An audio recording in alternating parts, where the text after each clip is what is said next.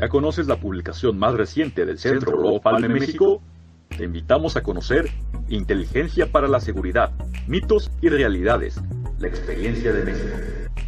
Coordinado por María Cristina Rosas y Guillermo Mendoza Bazán, con las participaciones de Leonardo Curcio, Severino Cartagena, Cincia Luna, Rodrigo Martínez Celis Gugao, Ricardo Márquez Blas, Jacobo Silva, Jorge Tello Luna, Rolando Neri, Wesley Wark y prologado por Jorge Tello Peón.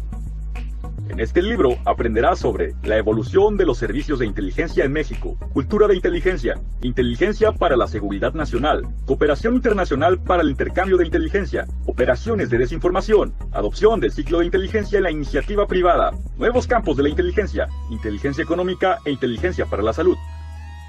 Adquiere ya Inteligencia para la Seguridad, Mitos y Realidades, la experiencia de México. Envíanos un mensaje a través de nuestras redes sociales para adquirir esta y otras obras del Centro Olof Palme México. Contáctanos hoy mismo.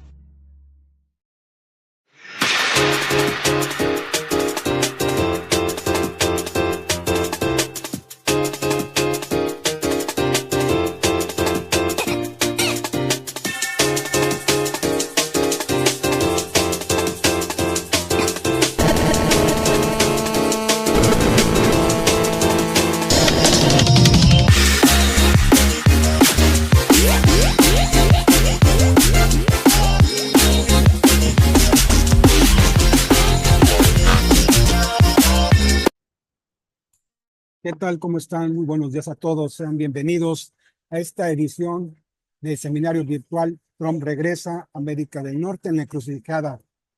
El Centro de Análisis e Investigación sobre Paz, Seguridad y Desarrollo, Olof Palme AC, les da la más cordial bienvenida. Hoy viernes 21 de febrero de 2025. Se encuentran con nosotros la doctora María Cristina Rosas. Ella es profesora titular, tiempo C, completo en la Facultad de Ciencias Políticas y Sociales de la UNAM desde hace 37 años. Es doctora en Relaciones Internacionales por la Facultad de Ciencias Políticas y Sociales de la UNAM. También es doctora en Estudios Latinoamericanos por la misma institución. Cuenta con el grado de maestría en Paz y Resolución de Conflictos por la Universidad de Uppsala en Suecia y cuenta con diversas especialidades en epidemiología, analítica y en diplomacia para la salud global por la Facultad de Medicina de la UNAM y las Escuelas de Altos Estudios Internacionales en Ginebra, Suiza, respectivamente. Es autora de un centenar de libros sobre negociaciones comerciales e internacionales, así como en tópicos relacionados con la seguridad nacional e internacional y la política global, entre ellos el desarme y seguridad internacional, la agenda olvidada, animales fantásticos, diplomacia pública y el poder sobre el reino animal, las relaciones internacionales en el siglo XXI, la economía política de la seguridad internacional, en fin, diversas obras que tiene ya publicadas la doctora. Ha sido miembro del panel de expertos en la Comisión Ambiental para América del Norte del Tratado de Libre Comercio. Es también miembro del Consejo Consultivo de la Agencia Espacial Mexicana. Actualmente es presidente del Centro de Análisis e Investigación sobre Paz, Seguridad y Desarrollo, Olof Palme. Ha ganado en 3 ocasiones el Premio en Investigación Económica Maestro Jesús Silva Herzog, otorgado por el Instituto de Investigaciones Económicas de la UNAM, así como la distinción Universidad Nacional para Jóvenes Académicos en 1999. En el 2022 fue distinguida por el Premio Universidad Nacional en Docencia en Ciencias Sociales por la UNAM y en 2018 recibió un reconocimiento a su trayectoria académica por 7 universidades andinas en Mendoza, Argentina. Es consultora de organismos internacionales, pertenece al Sistema Nacional de Investigadores Nivel 2 y además es columnista en las revistas Etcétera, Alcaldes de México y Este País, y así como en el diario Río Grande Guardian. Es miembro del Consejo Editorial de Globalítica, al igual que comentarista sobre temas internacionales en diversos medios nacionales y extranjeros. Sea bienvenida, doctora María Cristina Rosas. También está con nosotros el destacado doctor Juan Pablo Prado Layande. Él es doctor en Relaciones Internacionales y magíster en Cooperación Internacional por la Universidad Complutense de Madrid, cum laude. Sus líneas de investigación se dedican a la cooperación internacional y a procesos de integración, en donde cuenta con experiencia profesional y vasta producción editorial con una trayectoria de 25 años. Redactó su tesis doctoral en la Universidad de Sussex, Reino Unido, y realizó una estancia laboral obtenida por concurso público en la Agencia de Cooperación Internacional de la Unión Europea, en Bélgica, Bruselas. Es licenciado en Relaciones Internacionales por la UNAM con mención honorífica. Desde el año 2008 a la fecha es profesor investigador de la Universidad Autónoma de Puebla, Facultad de Ciencias Políticas y Sociales, adscrito a la licenciatura y maestría en Relaciones Internacionales. Ha sido profesor invitado adicional de tesis en España, Argentina, Brasil, Uruguay, Colombia, El Salvador, Honduras, etcétera. Y en 2024 realizó estancia de investigación en la Universidad de Boston, Pardee School of Global Studies y en la Universidad Complutense de Madrid.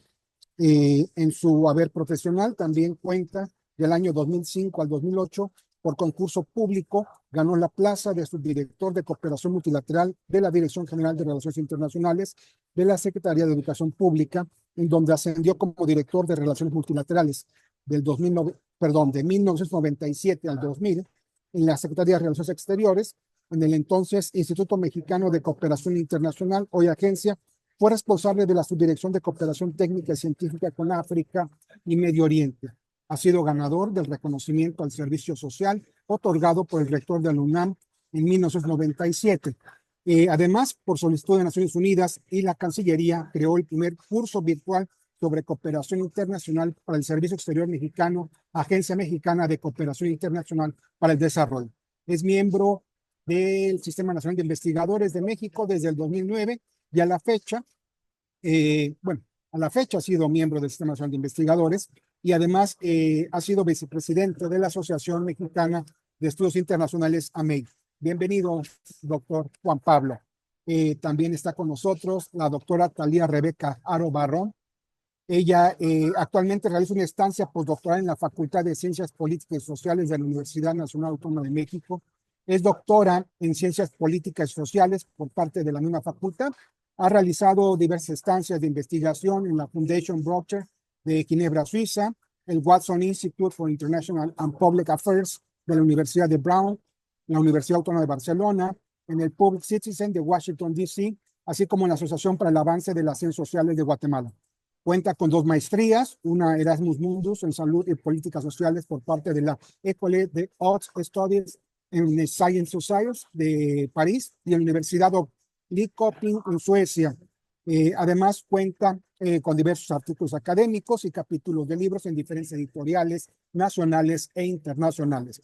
En prensa nacional, la doctora Rebeca ha presentado trabajos en La Silla Rota y en La Crónica, así como en foros nacionales e internacionales como en la London School of Economics and Political Science de la Universidad de Sussex y además en la Universidad de Shanghai, la Universidad de Johns Hopkins y la Fundación Osvaldo Fiocruz. Así también cuentan los estudios que ha realizado en la Asociación de Estudios Latinoamericanos y la Asociación Mexicana de Estudios Internacionales. Bienvenida, doctora Rebeca Aro.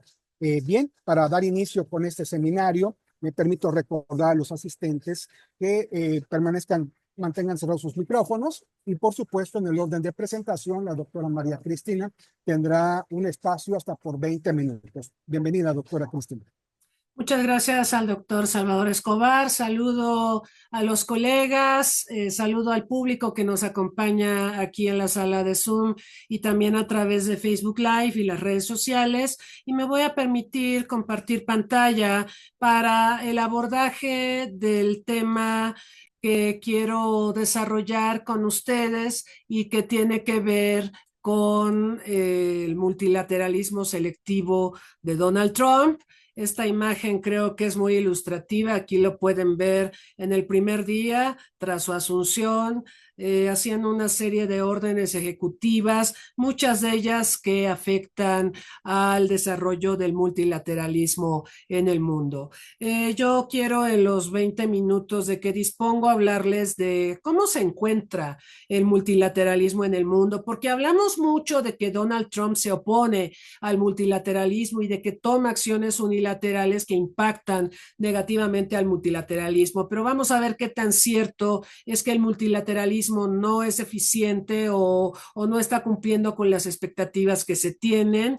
Tenemos un estudio del Instituto de Economía y la Paz de Sydney que mide el índice, es un índice sobre el multilateralismo y mide la participación de los estados en las instituciones multilaterales. En un momento más les voy a hablar de este índice. Posteriormente haré una mención breve de cómo participa Estados Unidos en organismos multilaterales y los montos financieros que destina a ellos, no solo a Naciones Unidas. Fíjense ustedes que Estados Unidos financia a buena parte de los organismos multilaterales y regionales que existen, le da dinero a la Unión Africana, al Consejo Europeo, bueno, por supuesto a la OEA, pero la realidad es que hay una participación financiera no necesariamente suficiente y no necesariamente pagada a tiempo, pero la hay de parte de Estados Unidos a favor de organismos multilaterales, por lo menos hasta antes del inicio de esta segunda administración de Trump.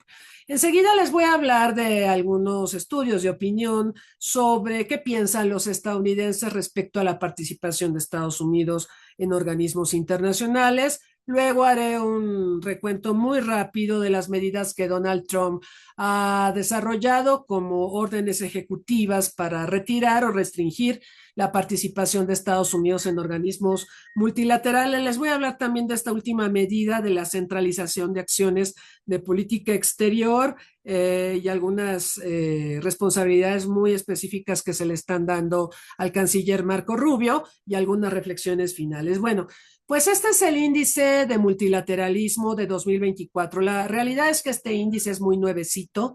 Se empezó a publicar como proyecto piloto en 2022. Ustedes saben que este Instituto de Economía y la Paz publica el índice de terrorismo global, publica el índice de paz global, el índice de paz de México, es decir, tiene una gama fascinante de publicaciones que nos ayudan a ponerle números a problemáticas complejas que aquejan al mundo. En la edición correspondiente a 2024 y tomando en cuenta que este índice es muy joven, se hacen hallazgos interesantes a propósito del multilateralismo, porque como comentábamos, se asume que hay una crisis de las instituciones multilaterales y que está cayendo, digamos, el apoyo de la comunidad internacional a dichas instituciones. El índice mide 3 rubros. Uno de ellos lo vemos aquí en letras rojas, es la participación, me adelanto tantito. Otro es el desempeño y el último es la inclusión. Bueno, esos 3 aspectos que analiza el índice, bueno, en materia de participación, pues parece optimista porque señala que los estados se mantienen activos participando en los organismos multilaterales y en la Organización de las Naciones Unidas.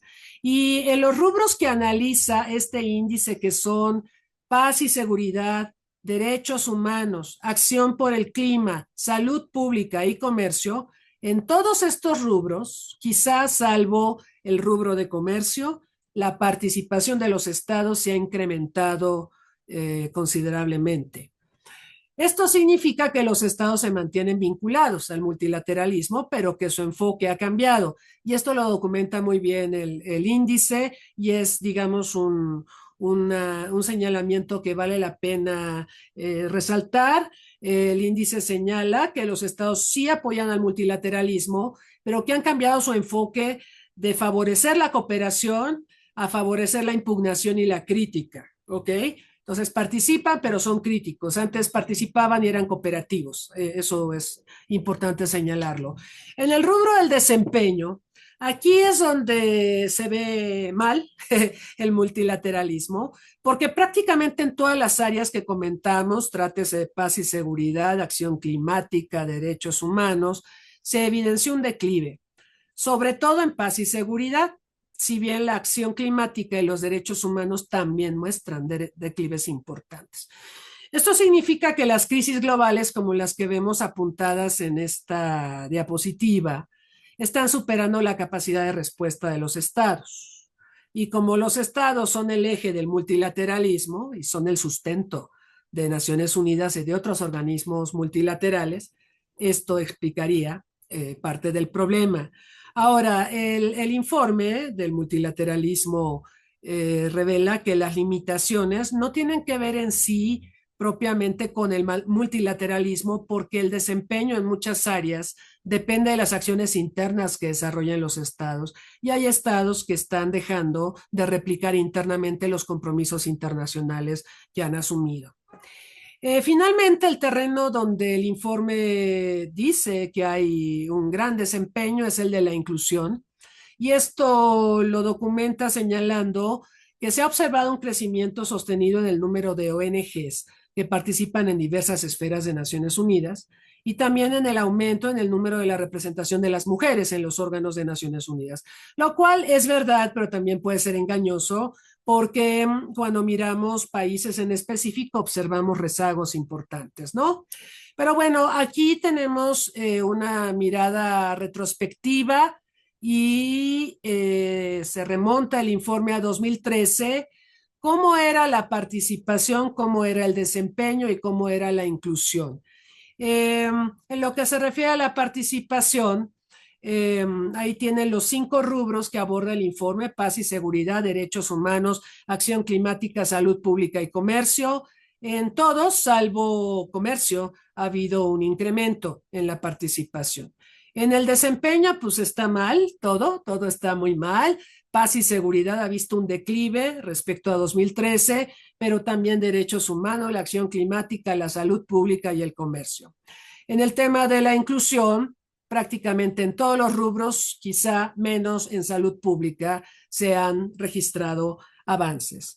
Y aquí tenemos otro gráfico que aparece en el informe, donde ustedes pueden ver en estos pies, en estos pasteles, que por ejemplo la participación pues mayormente es verde, el desempeño mayormente se ha deteriorado, es rojo, y la inclusión mayormente es verde, es decir, ha mejorado. Sin embargo, este informe, no crean ustedes que contempla que todo va muy bien con el multilateralismo, porque si bien hay una participación e inclusión con un desempeño sobresaliente, la realidad es que el nivel de compromiso de los estados, por ejemplo, con Naciones Unidas, está estancado. Y quiero que observen con mucha atención este gráfico. No es tan nítido como yo hubiera querido, pero quiero que vean la parte de abajo. Sí, esto es muy importante. Este es el presupuesto de la ONU y las contribuciones obligatorias de los estados y las contribuciones voluntarias, ¿sí? Quiero que vean que desde 2011 para 2022, y no ha cambiado mucho en 2023 y 2024, las contribuciones voluntarias no han cambiado. O sea, los estados han seguido dando lo mismo, ¿sí? Aportando lo mismo a Naciones Unidas, no obstante que Naciones Unidas cada vez tiene mayor necesidad de recursos y cada vez atiende agendas más complejas. Lo que sí observamos, y esto es muy impresionante, es cómo están creciendo, lo pueden ver aquí en azul clarito, las aportaciones voluntarias. Fíjense que las aportaciones voluntarias son aportaciones que dan países, sobre todo del norte global, ¿verdad? Y estos países canalizan recursos para agendas y temas que les son prioritarios.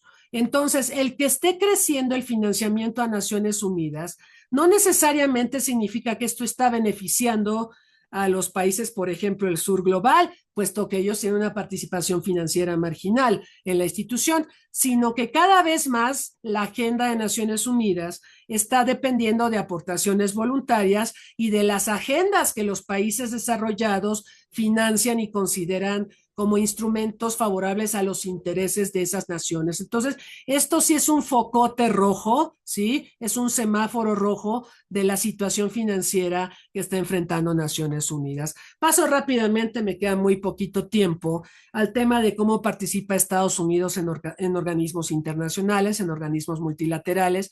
Como ustedes saben, Estados Unidos tiene un acta, el acta de participación en la ONU. Ahí pueden ver el número de esta acta. Es el instrumento que permite que Estados Unidos financie organismos multilaterales, tanto de Naciones Unidas como otros, como la Unión Africana, como el Consejo de Europa, como la Organización Internacional del Zinc y otros decenas de organismos. Para el año fiscal 2023, Estados Unidos destinaba a organismos internacionales, todos, la ONU incluida, 16.5 billones, millones de millones de dólares. Cuando comparamos esto, porque ya ven que Trump dice, ay, es que esto es muy caro y no nos da beneficios, ¿verdad? Siempre el tema de, ay, qué caro es esto. Parece mucho dinero, ajá, pero compárenlo con el presupuesto militar. Acá, para financiar los dineros de organismos internacionales, Estados Unidos entrega 16.5 billones, pero aparte hay que decir que Estados Unidos no necesariamente paga a tiempo, que es moroso, sobre todo con Naciones Unidas, ¿sí? Le retiene eh, los pagos y las contribuciones que realiza. Pero el presupuesto militar son 820. Yo digo que el presupuesto militar pues es caro, ¿verdad? Y que lo que da organismos internacionales pues es una fracción de lo que se destina a lo militar. Pero bueno, lo militar tiene un contexto político, estratégico específico, Naciones Unidas tiene otro contexto, otro nivel de prioridad. Pero lo que sí es cierto es que independientemente de los 16 millones de millones que le entrega Estados Unidos a organismos multilaterales, incluida la ONU, a través de esto, Estados Unidos impulsa sus intereses particulares, incluyendo sus valores, sus visiones del mundo, sus percepciones, son poder suave, ¿sí? Estas contribuciones, poder suave que proyecta una imagen responsable y amigable de Washington en el planeta. Y la otra cosa que les quiero decir, y lo hemos comentado en otros foros, ser líder tiene un costo, ¿m? Y Estados Unidos tiene que pagar ese costo si quiere seguir siendo líder. Ahorita vamos a ver lo que está pasando con las contribuciones a Estados Unidos y creo que varios de ustedes se van a ir de espaldas, pero antes de llegar ahí, quiero hablarles de la opinión de los estadounidenses sobre la participación de Estados Unidos en organismos multilaterales, porque se supone que Donald Trump está haciendo lo que le pide su pueblo, lo que le piden los votantes, ¿no? Y cuando da a conocer órdenes ejecutivas donde se retira de un buen de organismos internacionales o le reduce el financiamiento, es porque así lo pide el pueblo. Bueno, pues el pueblo es mucha gente, ¿eh? Yo quiero remitirlos a estos estudios que hace el Pew Research Center. Este es de abril de 2024. Son encuestas muy interesantes donde se le pregunta a los estadounidenses, obviamente es un muestreo y también hay consideraciones de edad, de posición socioeconómica, de filiación partidista, política, en fin, pero bueno, podemos decir que a partir de lo que se recoge en esta encuesta de 2024, ha caído un poco la opinión favorable de los estadounidenses respecto a Naciones Unidas, porque mientras que en 2023 57% de los interrogados veían bien a la ONU, pues la cifra cayó a 52% el año pasado. Pero fíjense aquí, cuando hacemos el desagregado, vemos que, por ejemplo, la gente con posgrados pues tiene más información, tiene más educación, el nivel educativo es más alto, tiene una opinión bastante favorable, 64%.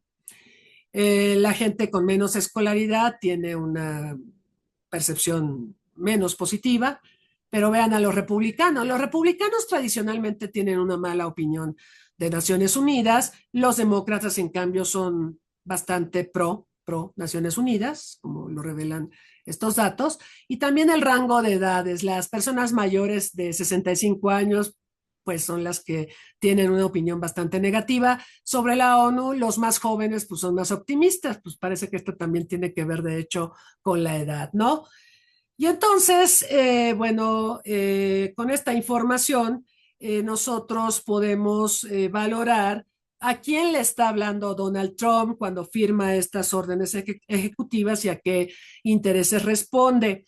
Obviamente, pues él representa al Partido Republicano, al Partido del Escepticismo respecto a Naciones Unidas. Entonces, esa sería una línea de explicación. Quedan 5 minutos, doctor. Ok, muchas gracias, doctor. Ahora, yendo a otros elementos, sí, el 66% de los estadounidenses en esta encuesta ven el rol de la ONU como algo que beneficia a Estados Unidos. Qué interesante, ¿no? 66% dicen que es bueno el papel que desempeña la ONU para los intereses de Estados Unidos. 48% señala que la ONU se ha mantenido sin cambio en años recientes, lo cual pues es como la mitad, ¿no?, de los encuestados. Y el 51% de los encuestados considera que la ONU carece de capacidad para proporcionar de manera efectiva asistencia humanitaria en Gaza, que esto les podría explicar por qué Estados Unidos ha decidido, con Trump, eliminar el apoyo al organismo para refugiados de Palestina, ¿no? Porque pues la opinión pública considera que la ONU no puede, no tiene la capacidad, por lo menos 51% de los encuestados dicen que la ONU no tiene la capacidad para brindar asistencia humanitaria efectiva en Gaza. Entonces, bueno, decíamos, los demócratas son más favorables que los republicanos al multilateralismo, para terminar pronto, pero esto tampoco es tan así, porque hay demócratas renuentes, como también hay republicanos entusiastas, ¿no?, respecto al multilateralismo. Ahora, esta encuesta, que es de otro documento del Pew Research Center, se observa que la confianza de la población en el gobierno es inferior al 25%. Esto me parece muy grotesco, si me permiten decirlo, porque quiero que vean aquí en la parte de abajo cuál era la confianza de la población estadounidense con Eisenhower, con Kennedy, con Johnson. Se cayó con Nixon, tenía que ser, ¿verdad? Pero digamos, esta es como una época donde hay bastante confianza en las instituciones, y de ahí en adelante, bueno, un poco de recuperación con Bush, con motivo de los atentados terroristas y la respuesta que el gobierno de Estados Unidos tuvo que dar al terrorismo, pero de ahí hasta hoy vemos una debacle en la confianza hacia las instituciones. Y otro punto importante, hace 20 años había una percepción negativa del 7% de los encuestados sobre republicanos y demócratas, ¿sí? Decían, pues ni uno ni otro, ¿eh? Los dos son deficientes, ¿no?, decían los encuestados. Pero ahora, la encuesta más reciente, es el 28% de los estadounidenses que aprecian negativamente la manera en que se desenvuelven demócratas y republicanos. Y esto nos habla de una crisis institucional, y nos habla también de una crisis de partidos políticos, ¿no?, que no es un tema menor. Paso ya, para irme acercando al final de mi presentación, a algunas, son muchas, son 100 medidas ejecutivas que ha dado a conocer Donald Trump, pero les voy a mencionar algunas que me parecen especialmente relevantes para el tema que nos ocupa. Por supuesto, el retiro de los acuerdos de París. Él denunció que estos acuerdos limitan considerablemente la capacidad decisoria de Estados Unidos en materia ambiental. Retira a Estados Unidos de la Organización Mundial de la Salud, tema que estará abordando la doctora Rebeca en un momento más. Habla de reanudar esfuerzos desarrollados en su primera administración para redirigir el agua del delta de Sacramento-San Joaquín al centro y sur de California, lo cual tiene enormes implicaciones ambientales. Ordena al secretario de Defensa desarrollar un plan arquitectónico para un escudo de defensa antimisiles, otra vez con esto, similar al Iron Dome de Israel, para disuadir ataques aéreos extranjeros y garantizar la capacidad de un segundo ataque. Otra vez esto. Retira a Estados Unidos de organizaciones de Naciones Unidas y finaliza su financiamiento y revisión del apoyo de Estados Unidos a todas las organizaciones internacionales. Digo, no es solo Naciones Unidas, está haciendo una valoración de la participación de Estados Unidos. Un minuto. Sí, doctor, multilaterales. Y bueno, rápidamente, se ha dicho que Estados Unidos ya no participará en el Consejo de Derechos Humanos de la ONU. Trump acaba de retirar otra vez a Estados Unidos de la UNESCO. O sea, ha sido un drama la relación de Estados Unidos con la UNESCO. En los 80 Reagan retiró a Estados Unidos de la UNESCO, regresó con Bush Jr. después de los ataques terroristas. Trump retiró a Estados Unidos de la UNESCO en 2017, Biden regresó en 2023 y otra vez se retiró de la UNESCO. Y el tema central con la UNESCO es Palestina, ¿sí? La razón de que Trump se retirara en 2017 de la UNESCO, o que retirara a Estados Unidos, es porque la UNESCO reconoció al Estado palestino y lo incorporó como miembro de pleno derecho. Entonces hay un tema de Medio Oriente muy enraizado en la crisis de las relaciones entre Estados Unidos y la UNESCO.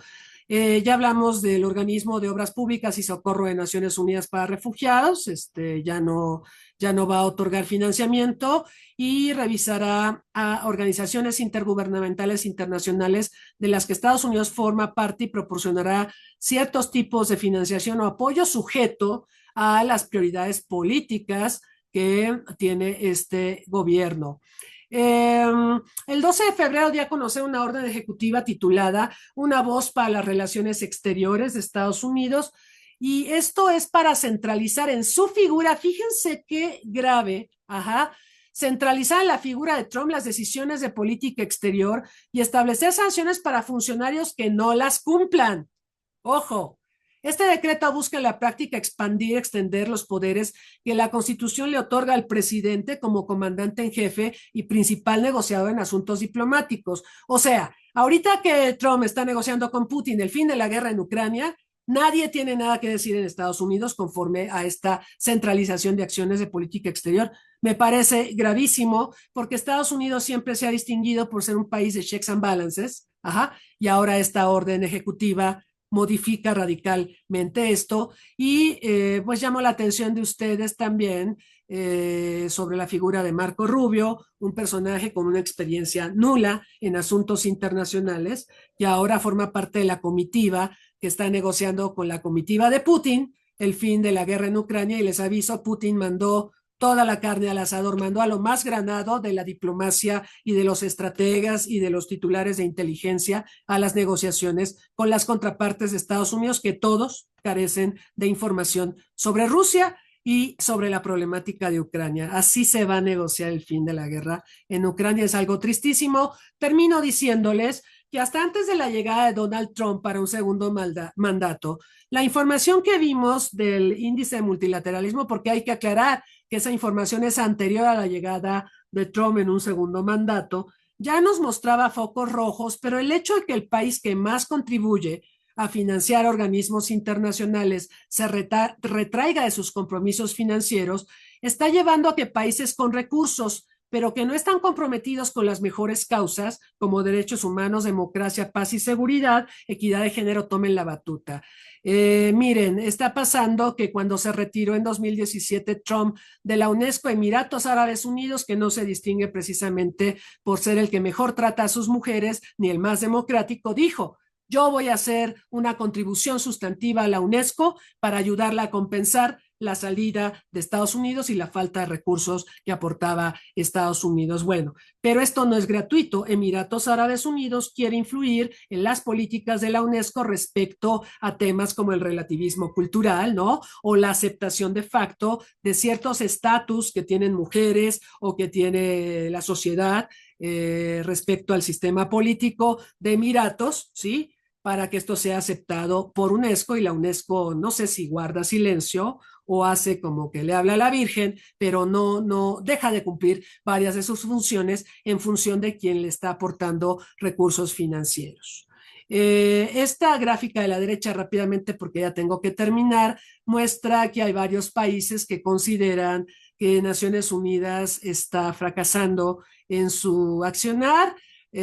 Son países que pues han sufrido diferentes problemáticas y consideran que Naciones Unidas no ha estado a la altura para resolver estas problemáticas. Y bueno, lo que sí les quiero decir es que Trump, por eso ya llamo a esta presentación multilateralismo selectivo. Trump sí quiere incrementar apoyos a organismos multilaterales, pero de tipo conservador, grupos pro vida, promotores de visiones excluyentes, antifeministas, antiaborto. Trump financia aliados como Israel, pero restringe apoyos para los palestinos. Trump debilita la concertación con los países occidentales avanzados y opta por negociaciones bilaterales, que esa es otra cosa importante en el estilo de Donald Trump. Y los quiero dejar con esta imagen. Esta imagen de verdad es para irse de espaldas porque denota que hay un gran ganador del retiro de Estados Unidos de organismos multilaterales, y ese ganador tiene nombre y apellidos y se llama República Popular China. Vean ustedes cómo estaba el porcentaje de contribuciones financieras a Naciones Unidas en 2020. China estaba en tercer lugar, aportaba el 7.9%. Estados Unidos siempre aporta el 22%, no paga, pero digamos la cuota que debería aportar es el 22%, un poco más de la quinta parte del presupuesto de la ONU. Vean lo que se aprobó el año pasado para el presupuesto de la ONU. Esto sí está de verdad impresionante. China pasó al segundo lugar, pero no con cualquier monto. China para este año será el segundo contribuyente financiero de Naciones Unidas a 2 puntos porcentuales, damas y caballeros, por favor, lo voy a volver a decir, a 2 puntos porcentuales. Esto es para que, vaya, se me hace impresionante, de Estados Unidos, ¿ok? Pero vean al otro comunista, bueno, comunistas de nombre, ¿no? Porque son más capitalistas que nada. Rusia, ¿sí? Si ustedes hacen la suma, yo lo hice con bastante enjundia, lo que aporta China más lo que aporta Rusia, tenemos el monto que aporta Estados Unidos. ¿Qué tal? Entonces, los comunistas están dominando al mundo. Bueno, no es tan así, pero en política internacional no hay vacíos. Lo que un país deja de hacer, otro lo aprovecha y se beneficia de ello. Muchas gracias. Gracias, doctora María Cristina Rosas. Definitivamente una magnífica presentación porque nos da un esbozo muy general de lo que son los primeros días del gobierno de Donald Trump. Trump regresa a América del Norte en la encrucijada. Y bueno, me quedo con algunas ideas muy importantes, como por ejemplo, habló, doctora, sobre el multilateralismo selectivo, un término muy bien acuñado porque finalmente Trump está con sus acciones ejecutivas hacia dónde va a encauzar el nuevo multilateralismo. Otro de los elementos es la participación de los estados, cómo van a ser las cuotas voluntarias de los estados y sobre qué prioridades lo va a hacer ante Naciones Unidas.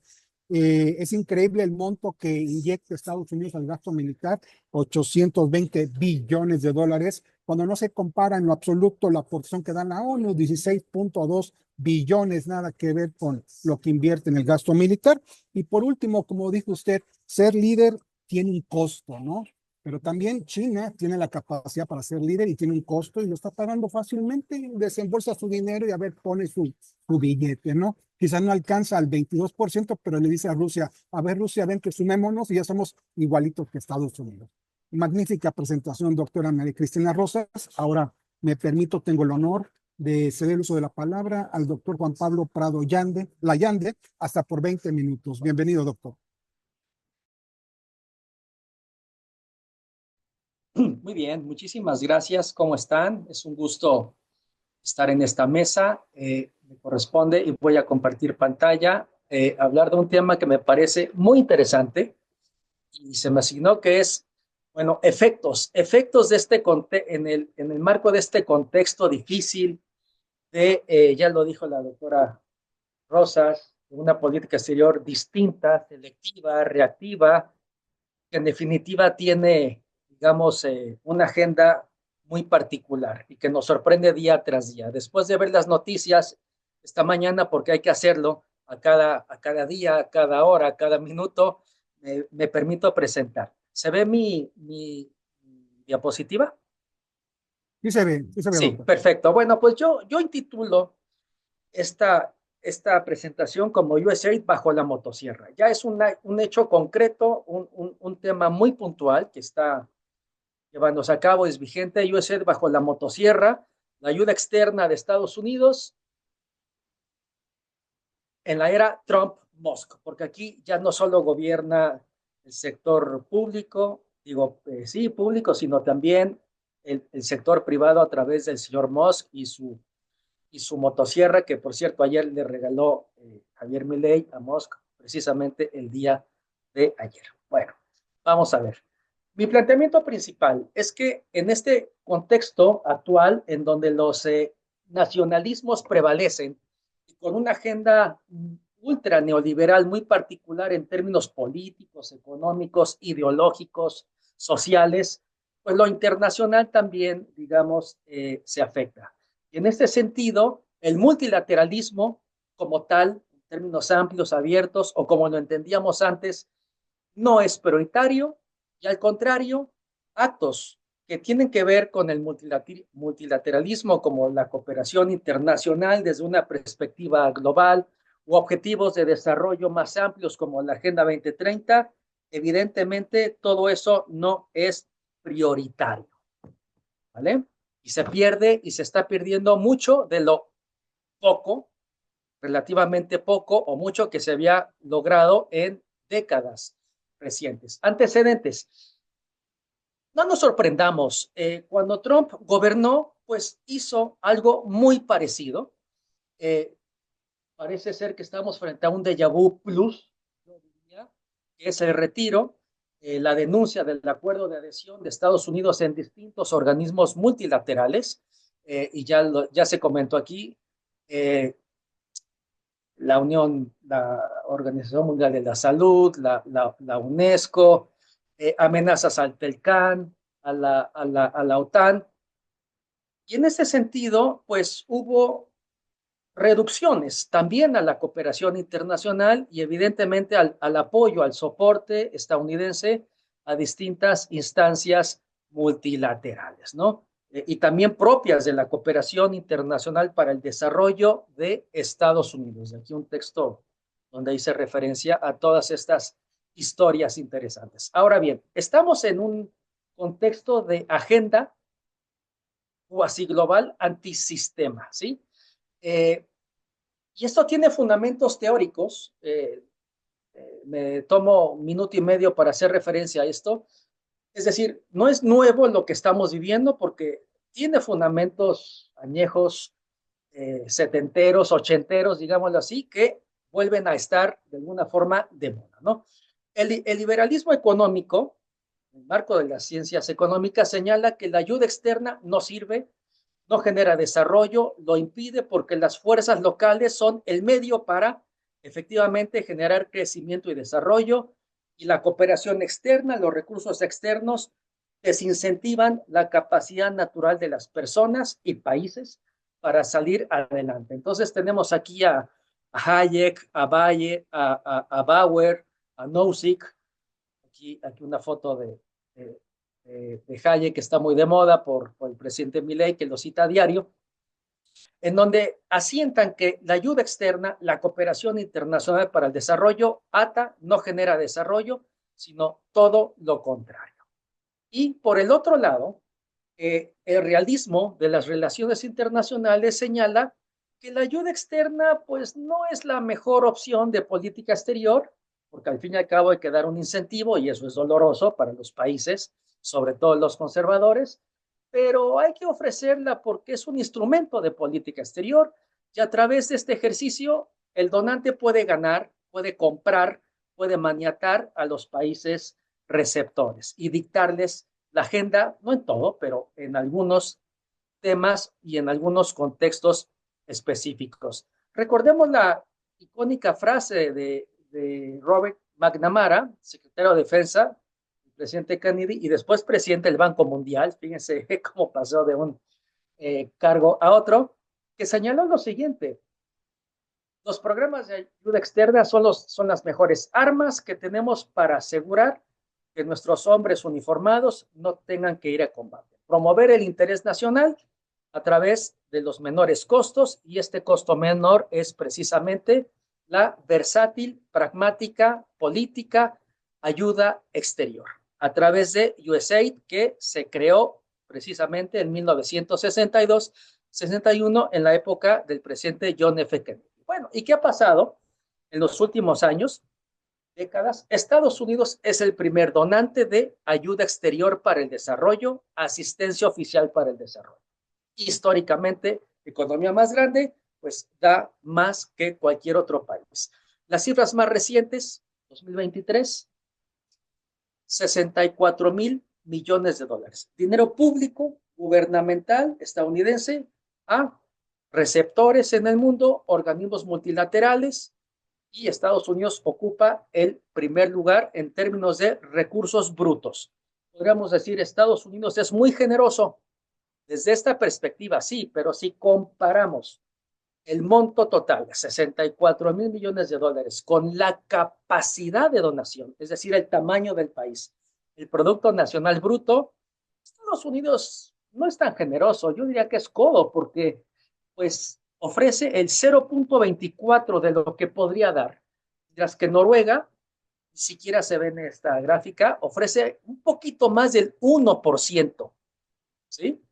Entonces, aquí miramos que Estados Unidos verdaderamente nunca ha sido salvo en momentos especiales como el Plan Marshall, que la proporción fue de 2.5 en contexto álgido de Guerra Fría, y ayuda a países no en desarrollo, sino destruidos por la guerra, 16 países europeos que estaban, digamos, en camino de algunos tener gobiernos socialistas. En esos momentos, Estados Unidos sí ofrece ayuda externa y en este momento actual, pues la cuantía proporcional es de 0.24, poquito. Bueno, ¿cuáles son los principales receptores de AOD? En el año pasado, aquí lo tienen, Ucrania, ayuda para el desarrollo, no la ayuda militar, que eso es otro tema y podemos hablar de eso en otro momento y todo indica que se la van a quitar para dársela a Israel, efectivamente, y le van a cobrar a Ucrania, ¿no? Los apoyos prestados. Bueno, aquí tienen la lista de receptores, no me voy a detener, la proporción de cooperación multilateral, que es pequeña, siempre la cooperación bilateral prevalece respecto a la multilateral. Ningún país es apasionadamente multilateralista, ni antes ni ahora. Bueno, más sobre cooperación internacional estadounidense. Esta página es fascinante, es un estertor de lo que es o era USAID, y a eso voy. Miren ustedes los principales receptores. Vámonos a México, si les parece. El año pasado, México recibió 232 millones de dólares. Muy poco. Hemos llegado a 400, a 600, cuando hemos cooperado en materia de seguridad, ¿sí? No necesariamente ayuda militar, pero cooperación para seguridad en términos más, digamos, constructivos y no tanto defensivos. Pero aquí el caso es que, miren, Estados Unidos ofrece cooperación sobre todo para el desarrollo económico, asistencia humanitaria, 14,000 el año pasado, paz y seguridad, salud, apoyos programáticos, temas multisectoriales, democracia, medio ambiente, educación y servicios sociales. Y esto también quiero al menos que quede en este mensaje. No todo se hace a través de USAID, que es la Agencia de Cooperación Internacional de Estados Unidos, sino que la cooperación estadounidense también emana directamente de distintas instancias gubernamentales, es decir, está semidescentralizada, ¿correcto? Bueno, esto me parece que es importante. Agricultura, tesoro, defensa, energía, etc. Muy bien. Vamos a volver a mi presentación. Aquí estamos. ¿Qué ha sucedido? ¿Qué está sucediendo en la actualidad? Bueno, pues una vez que vuelve Trump al poder, este año, comienzan a suceder muchas cosas y grandes transformaciones en su política interior y exterior. En materia de política interior, al buen estilo Nozick, Bauer y colegas, como ya vimos, la idea es cortar presupuesto público para que las libres fuerzas del mercado hagan su papel y promuevan crecimiento, desarrollo, repartición de riqueza. Y de ahí que Musk, director del Departamento de Eficiencia Gubernamental, es funcionario, pero tiene ese alto cargo, tiene la misión de reducir la estructura gubernamental en Estados Unidos. Menos gasto público, en pocas palabras, en casi creo que millón de funcionarios en Estados Unidos. Está recortando, pues yo diría a placer y respecto a la percepción de Trump y de Musk en cuanto a lo que no, entre comillas, funciona. Percepción de un personaje que tiene una vida económica privada y de ninguna forma experiencia en el sector público. ¿Y qué ha ocurrido? Pues miren, aquí hago una cronología veloz. 20 de enero del 2025, Estados Unidos se retira o comienza a retirarse a partir de esta fecha de estas instancias multilaterales a las cuales ya se hizo referencia. El 12 de febrero de este año, Trump se refirió a los trabajadores de USAID, la Agencia de Cooperación Internacional para el Desarrollo de Estados Unidos, la más grande del mundo, la que tiene más recursos y hace más cosas en el mundo, como un grupo de lunáticos radicales. ¿Qué será eso? Gente especializada, maestrías, doctorado, experiencia en terreno, en desarrollo. No digo que todos lo hagan estupendamente bien, pero hay un acervo ahí interesante del 61 a la fecha. Y cataloga a la agencia, a USAID, como una organización criminal. Bueno, esto ya es una cosa excesiva. El 3 de febrero, Musk aseguró que USAID no tiene solución, no tiene opción, y no es una manzana podrida, sino una bola de gusanos. Y en ese sentido, Musk prometió acabar con USAID. Así. Vamos a ver, con base en algunos datos y actos no muy afortunados, efectivamente, de cooperación internacional de USAID, porque los hay, como los hay en cualquier agencia de cooperación. No todo el recurso para el desarrollo se destina al desarrollo. Bueno, a través de estos ejemplos no representativos, quiero decir, pues viene, digamos, la avanzada en contra de USAID, ¿no? El 3 de febrero del 2025, la secretaria de prensa dijo que es dinero destinado a la basura, lo que se invierte en USAID, que Trump ha encomendado a Elon Musk eliminar USAID para eliminar el fraude, el despilfarro, el abuso. Dense cuenta que son palabras bastante violentas. La violencia es un rasgo también de la política exterior y de los golpes en contra del multilateralismo.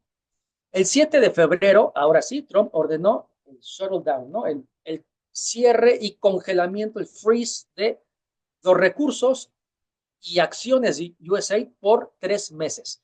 Me consta que todo se cerró, prácticamente todo se cerró, líneas de crédito, proyectos, programas computacionales, oficinas.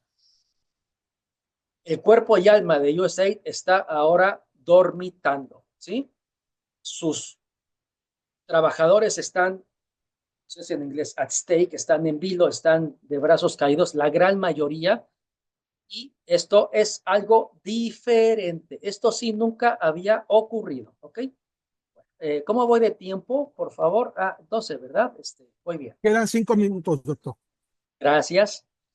Esto nunca había ocurrido. Esto sí es un cambio, esto es un plus, esto es algo innovador que llama la atención. Es una acción estridente, dura, dolorosa, y es un hecho que USAID hoy en día no opera. O sea, incluso a mí ya me pasó que por aquí o por allá en otros países me dicen, profesor, no lo podemos invitar en este mes ni en el siguiente porque no hay recursos. Y yo, ay, ¿y por qué no hay recursos?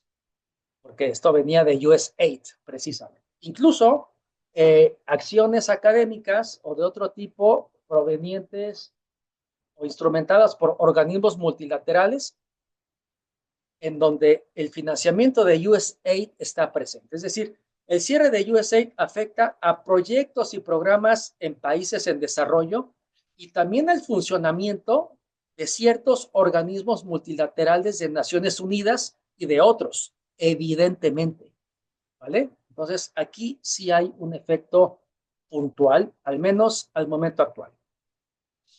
Hay caos, hay confusión en el mundo de la cooperación internacional del desarrollo, que es, digamos, un subsistema de las RI.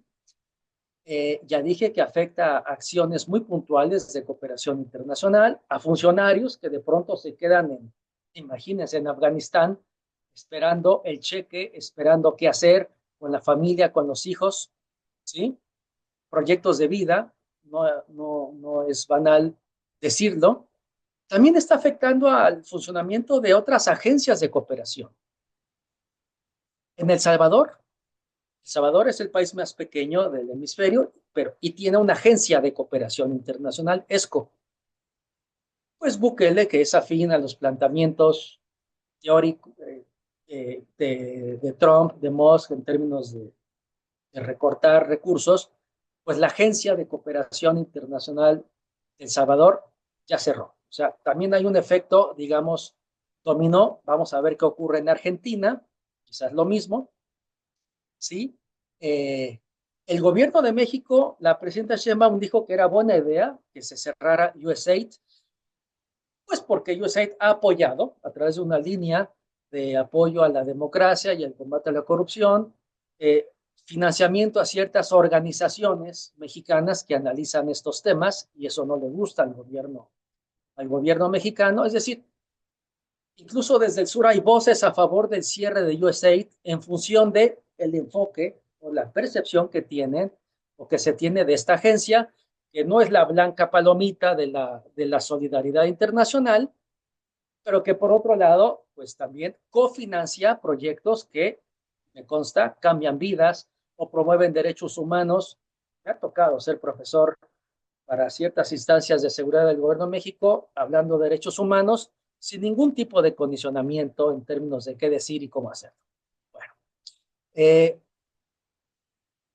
ahora, mi planteamiento, porque es una hipótesis y quiero ser cuidadoso, es posible que la ayuda exterior de Estados Unidos no deje de funcionar y no deje de fluir después de cierta temporalidad. ¿Por qué?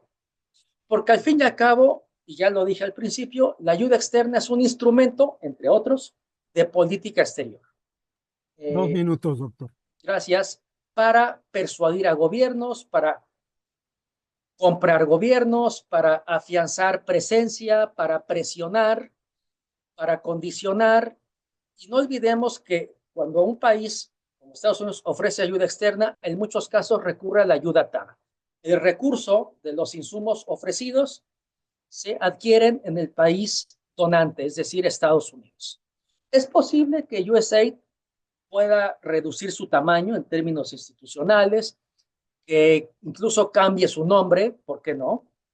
Pero mi apuesta, hipótesis cuidadosa, es que la ayuda externa de Estados Unidos seguirá siendo un instrumento, repito, entre otros, quizás persuasivos en primer lugar, de política exterior, y la ayuda externa será un instrumento proactivo, pero también que se utilice a manera de moneda de cambio respecto a exigencias por parte de Washington. Y esto ya se señaló. Esto genera una enorme oportunidad, yo diría un gran regalo para China, que no ha dejado de aumentar sus montos de cooperación internacional para el desarrollo, vía créditos, vía infraestructuras. Esta es una biblioteca maravillosa que China sembró en el corazón del Salvador. He estado ahí y uno se siente pequeñito frente a esta enorme oda a la tecnología china. Y si Estados Unidos realmente deja de apoyar a ciertos países, China va a aprovechar y va a catapultar su presencia y su influencia geopolítica en distintas esquinas del planeta. Y finalmente Estados Unidos utilizará su ayuda externa a manera de amenaza frente a las exigencias de Washington en materia, ya lo hemos visto, económica, migratoria, comercial, etcétera. Es decir, será un instrumento más duro y más condicionado de política exterior de Estados Unidos. Mi último mensaje. La ayuda externa se suma con más algidez, lo he hecho antes, pero con más evidencia, al esquema que ha trabajado la profesora Rosas de zanahorias y garrotes en la ayuda exterior. Tic for tac, haces lo que yo te digo, te doy ayuda, no haces lo que yo te digo, te la retiro. El desarrollo no es el criterio, sino el interés nacional del programa. Una ayuda externa más selectiva, todavía más selectiva, le doy a mis amigos, a mis socios, a quienes me hacen caso, y se la retiro a quienes no hacen lo que yo les digo. Es un ejercicio más de la agenda anti-woke promovida por estos gobiernos ultraneoliberales, y es un acto más realista que nunca en tiempos en el año 2025. Todo esto, termino, afecta evidentemente al multilateralismo, sobre todo al multilateralismo que tiene que ver con el desarrollo, la Agenda 2030, los ODS, y esto está alineado a un proyecto político ideológico global. Y quizás una mesa en estos espacios sobre esta agenda no oficial, pero que está irrumpiendo el tablero global, sería muy interesante.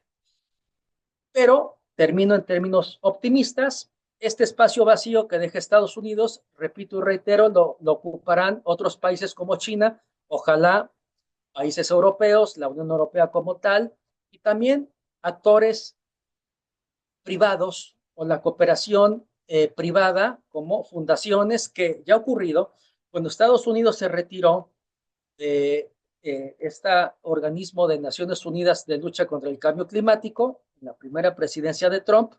Llegó el señor Bloomberg y dijo, bueno, a mí me da mucha pena que mi país se retire de este organismo. ¿Cuánto dinero debemos? No, pues tantos millones de dólares, señor Bloomberg. Perfecto, sacó el cheque, firmó, o al menos yo pago la cuota de mi país a título personal a través de mi fundación. Es decir, no todo está dicho, pero en efecto hay grandes desafíos en este tema por las convulsiones que hace Trump en materia de cooperación internacional para el desarrollo a través de USAID. La historia está por verse y vamos a darle seguimiento a este asunto. Gracias. Muchísimas gracias, doctor Juan Pablo Prado Layande. Definitivamente, pues el tema del nacionalismo, como inició en su presentación, es un llamado que hace el presidente Trump a través de sus acciones y discursos, y que pone a reflexionarnos sobre qué es prioritario para el interés nacional norteamericano, o mejor dicho, para los intereses de Donald Trump. La imagen que presenta en sus diapositivas el Elon Musk con esta motosierra, es una imagen que va dirigida pues, a todos aquellos países que dependen de la cooperación para el desarrollo, de la asistencia oficial para el desarrollo, lo cual es muy grotesco porque finalmente la cooperación para el desarrollo tiene que ser en un plan pues, de armonía, de cooperación, como su nombre lo indica. La cifra de 64,000 millones de dólares pues no es nada para el bolsillo de grandes empresarios, ¿verdad? Países como Ucrania, como lo hemos visto, pues están temerosos porque se cerró el apoyo, si bien es cierto, no es en la parte militar, pero sí en acciones de infraestructura. Y es sorprendente cómo este apoyo que brindaba Estados Unidos, pues iba dirigido para fortalecer pues, sistemas de salud, acciones de alimentación, fortalecer los sistemas democráticos en algunos países que lo requieren. Muchísimas gracias, doctor Juan Pablo. Quiero aprovechar el espacio para invitar a nuestro público asistente que nos ve por Facebook o por Zoom, que puedan formular sus preguntas a través del chat o también a través de la plataforma de Facebook. Al finalizar las presentaciones, daremos el espacio correspondiente a las preguntas y respuestas. Bien, ahora cedo el uso de la palabra, el honor para mí de presentar a la doctora Rebeca Aro Barón. Adelante, doctora, hasta por 20 minutos. Sí, muchas gracias y muchas gracias primero a la invitación a la doctora María Cristina por participar en este foro y por las presentaciones de mis profesores, que la verdad me da mucho gusto compartir esta mesa con ustedes. El día de hoy lo que yo voy a presentar es una pregunta que es, ¿está en crisis el multilateralismo? Y tomado a partir de la salida de Estados Unidos de la Organización Mundial de la Salud. La presentación la dividí primero a partir de las prioridades que se están estableciendo en el ámbito nacional de Estados Unidos en materia de salud. Después presento la orden, esta orden y algunos puntos específicos que llaman la atención y que está relacionado con algunas de las preguntas que ha hecho el público respecto a cuáles las otras organizaciones internacionales que se están configurando para donar, en este caso, ayuda relacionada con salud. Y también retomo la importancia que tiene la Organización Mundial de la Salud en este tema. Bueno, para empezar, quisiera hablar sobre el hecho de que de las prioridades que tiene Estados Unidos en el ámbito nacional. Como ya se ha mencionado, Robert F. Kennedy Jr. fue nombrado el director del Departamento de Salud y Servicios Humanos, me parece que la semana pasada o antepasada, y este nombramiento como director de este departamento fue en una audiencia muy controvertida en el Senado debido a que él ha tenido una posición antivacunas y sobre todo fue una antivacunas, pero hacia tecnologías muy específicas como fue la de la polio, que ha sido una vacuna pues que ha sido autorizada desde finales de la década de los 50, principios de los 60. Entonces, esta posición que ha tenido Robert F. Kennedy Jr., que ha publicado libros al respecto sobre esta posición, y que han sido libros que son bestseller, fue muy controvertida tanto por republicanos como por demócratas. Sin embargo, debido a que los republicanos cuentan con la mayoría en ambas cámaras, al final Robert F. Kennedy fue nombrado como director de este departamento. Y llama la atención también que entre las prioridades que tiene en salud son las enfermedades cardiovasculares, no las infecciosas. Y también ha mencionado que entre pues estas prioridades que va a llevar a cabo como director de este departamento es la nutrición y reducir la obesidad de los estadounidenses. Eh, esto, Esto ha sido bajo argumentos en contra de de la industria agroalimentaria, que también esta denuncia que ha hecho este personaje en contra de la industria agroalimentaria ha sido apoyada por figuras del Partido Demócrata como por Bernie Sanders, ¿no? Este caso específico de esta denuncia de la industria agroalimentaria. Entonces, pues tenemos, a ver, primero que hay este cambio en prioridades en el ámbito nacional en Estados Unidos y pues justamente el hecho de enfocarse en las enfermedades cardiovasculares deja a un lado las infecciosas, ¿no? Que también allí ha habido una gran discusión. Porque lo que se menciona es que si ha habido un control de las enfermedades infecciosas, es por estos mecanismos de prevención que se han puesto en marcha. También es importante decir que a la llegada de Donald Trump, uno de los discursos que hizo respecto a salud o de este departamento, fue que se necesitaba sacudir las instituciones sanitarias y remodelarlas.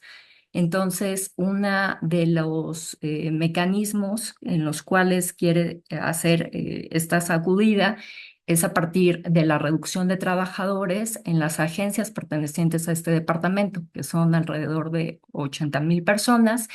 Y entre estas agencias, pues está la Administración de Alimentos y Medicamentos, la FDA, están los Institutos Nacionales de Salud, el NIH por sus siglas en inglés, y los Centros para el Control de Enfermedades y Prevención, ¿no?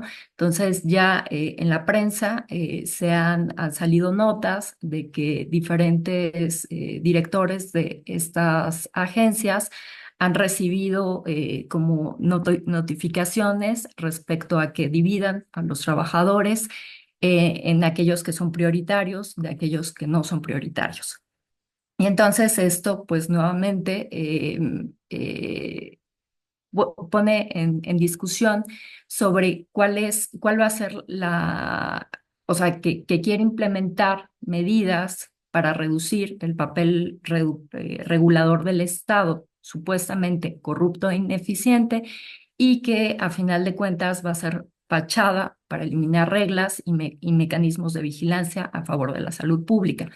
Creo que también es importante mencionar que, por ejemplo, en algunos de estos departamentos, por ejemplo, como la FDA, ha habido preguntas ha habido críticas y discusiones sobre algunos mecanismos que tienen instrumentados para la aprobación comercial por ejemplo, de los biológicos o de los dispositivos médicos en estos mecanismos de fast track, de revisión prioritaria, pero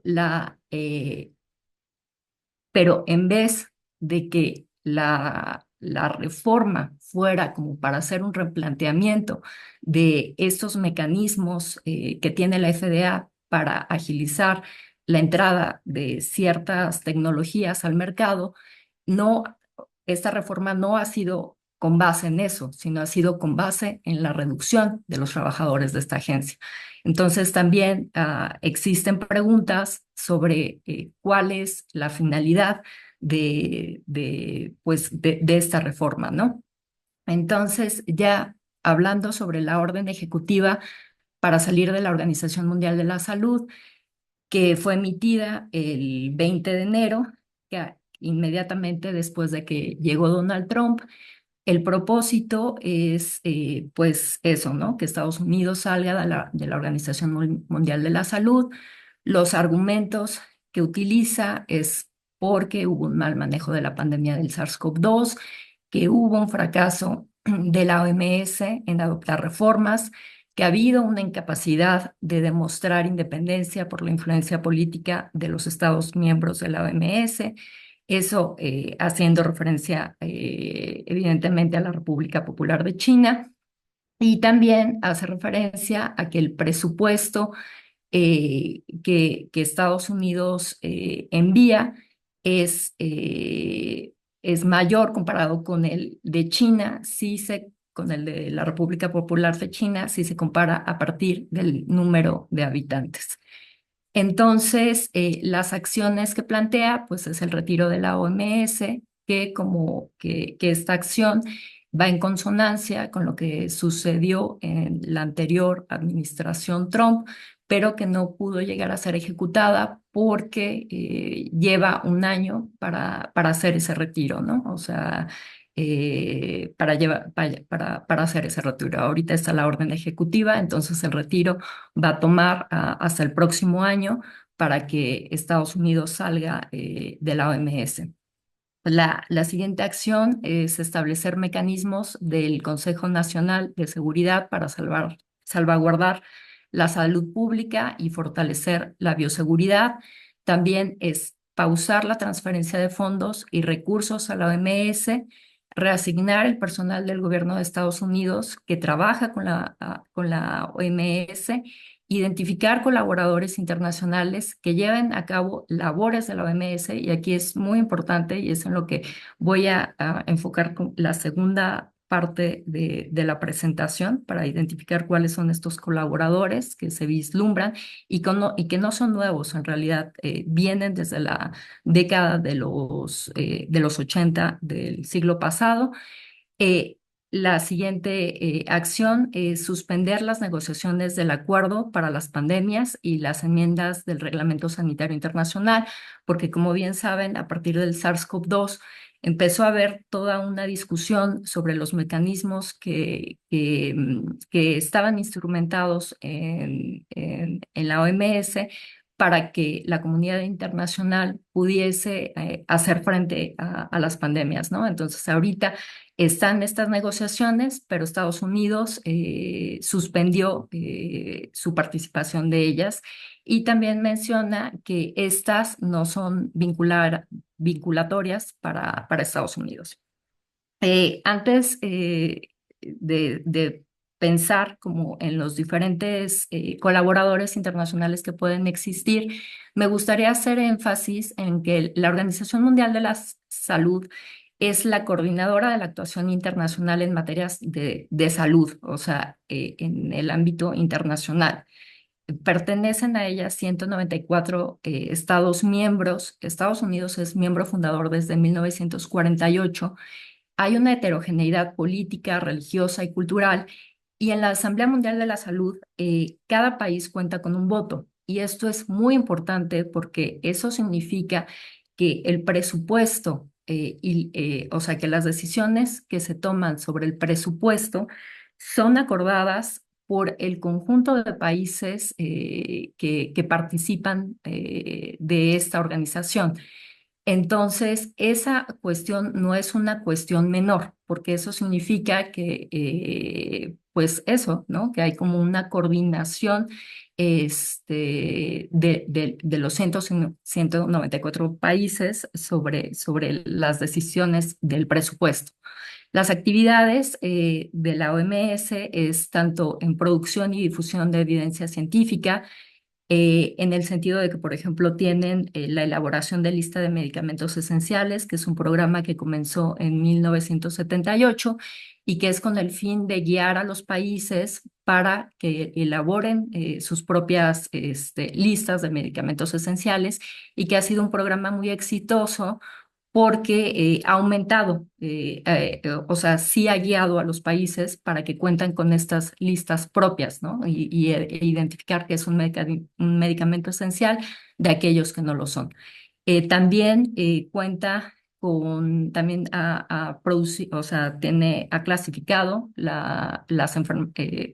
tiene una clasificación internacional de enfermedades, establece normas, que eso tampoco es menor, a pesar de que sean normas que no sean vinculatorias, que sean de soft power. El establecimiento de normas en el ámbito internacional es un punto fundamental, justamente como para hacer, para contar con este cuerpo jurídico al cual los países se puedan adscribir en caso de una emergencia sanitaria, ¿no? Hay también una coordinación de respuesta a enfermedades y cuentan con asistencia técnica. Estas son